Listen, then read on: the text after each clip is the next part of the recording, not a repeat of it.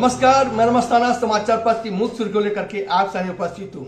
आज के सभी समाचार पत्र दिल्ली विधानसभा चुनाव में भाजपा को जीत को वरीयता दी है। दैनिक जागरण लिखता है कि 27 वर्ष बाद दिल्ली में कमल खिला। आपको बताते चले 70 सीटों में भाजपा 48 सीटें पाकर बहुमत में है, वो सरकार बनाएगी। वहीं आप पार्टी 22 पर सिमट कर रह गई, जबकि कांग्रेस प्रियंका गांधी और राहुल गांधी के अथक प्रयास के बावजूद भी खाता नहीं खोल सका। जीत से पार्टी कार्यकर्ता अभिभूत थे। पूरे देश भर में पार्टी कार्यालय पर जश्न मनाया गया। दिल्ली में जश्न का सिलसिला जारी था। प्रधानमंत्री नरेंद्र मोदी स्वयं पार्टी कार्यालय जा करके जश्न में शामिल हुए और कार्यकर्ताओं को संबोधन करते हुए कहा कि एक दशक बाद दिल्ली आपदा मुक्त हुई। दिल्ली की जनता को अब शॉर्टकट राजनीति पसंद नहीं है। समीक्षकों माने दिल्ली में भाजपा जीत के कई कारण थे। पहला कारण प्रधानमंत्री नरेंद्र मोदी की विश्वास वाली घोषणा कि मैं अब दिल्ली को स्वयं संभालूंगा। दूसरा, महिला दिवस के पूर्व सभी महिलाओं के खाते में 2500 रुपया पहुंच जाएगा। तीसरा, भ्रष्टाचार के मुद्दे पर आपको पार्टी घेरना उनका सार्थक रहा। दूसरे समीक्षक मानते हैं कि आप पार्टी के हारने का भी कई कारण हैं। पहला, शीशमहल घोटाला, आबकारी घोटाला के साथ साथ अन्य कई घोटाले भी।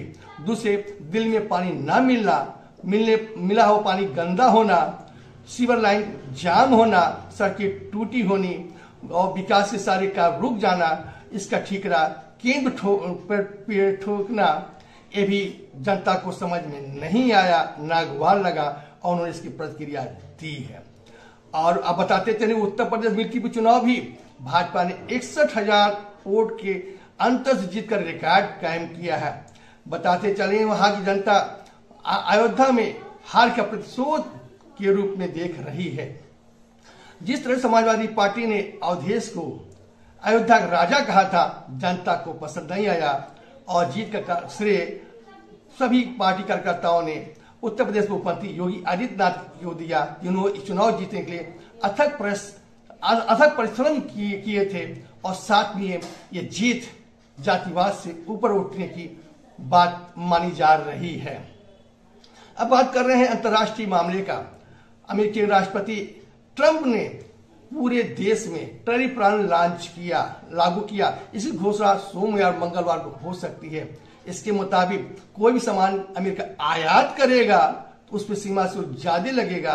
इससे अमेरिका महंगाई भी बढ़ेगी। इसका दुष्परिणाम अभी नहीं, बाद में जरूर पता चलेगा। आप बताते चले भारतीय सेना राजौरी के सीमावर्ती क्षेत्र पे गश्त कर रही थी। उस समय पाकिस्तान की सेना ने गोलीबारी की। हालांकि कोई हानि नहीं हुई, लेकिन जवाब में भारत ने भी प्रतिक्रिया दी। आज रेल मंत्री गोरखपुर आएंगे। हालांकि कोई उनका ऑफिशियल कार्यक्रम नहीं है, लेकिन पूर्वी रेलवे कर्मचारी, रेलवे ऑफिसर चुस्त है, दुरुस्त है और उन्होंने सफाई की पूरी व्यवस्था की है। गोरखपुर से समाचार बताना चाहूंगा कि गुलरिया क्षेत्र में एक बारात आई थी। बारात में दूल्हे पक्ष से मंगलसूत्र न लाने के कारण मंडप में हुआ बवाल और लड़की पक्ष ने साजिश किया इनकार। फिर और गोरखपुर बनारसी मार्ग पर 2 दिन पहले क्षतिग्रस्त एक महिला का शव मिला था। 72 घंटे बाद भी उसकी शिनाख्त कर नहीं सकी और न ही अपराधी तक पुलिस पहुंच सकी। हालांकि पुलिस ने 100 सीसी कैमरे की मदद लिया है और 1800 गाड़ियों का चेकिंग किया है, लेकिन अभी भी अपराधी पकड़ से दूर है। आज भारत की क्रिकेट टीम का मुकाबला इंग्लैंड से होगा।